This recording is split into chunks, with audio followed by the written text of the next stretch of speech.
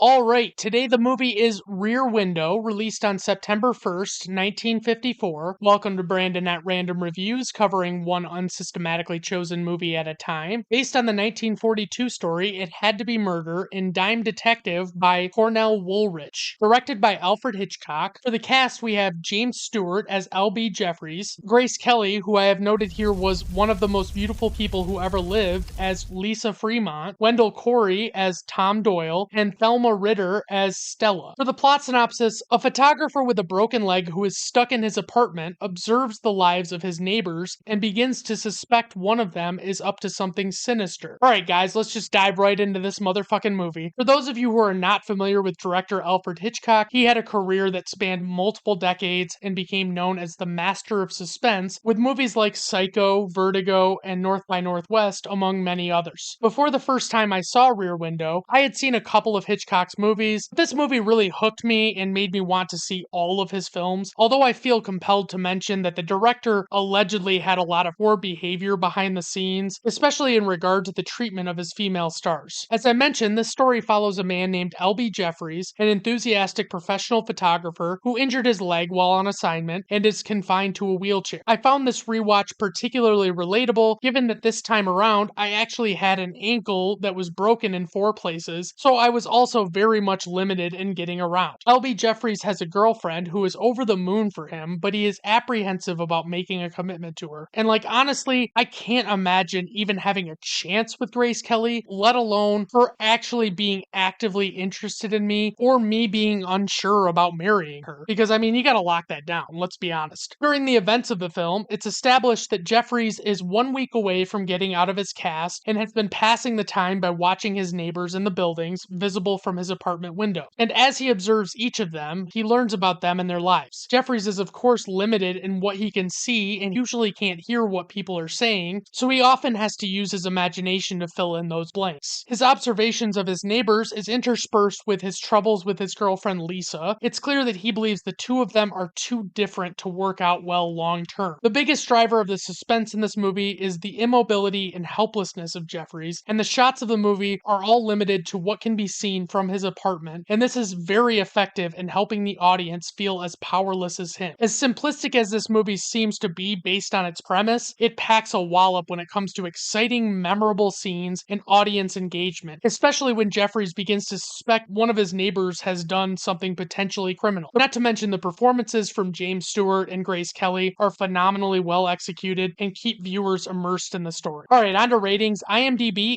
8.5, Letterboxd 4.4, Rotten Tomato critic score 98%, Rotten Tomato audience score 95%. Personal rating 5 out of 5 stars. I love revisiting this one. It's one that I almost wish I'd never seen so I could watch it again for the first time. I just absolutely adore it. It has this amazingly well-crafted tension throughout that always leaves me wanting more. Alright everyone, thank you for stopping by. I do appreciate it. Have a good rest of your day. Bye now.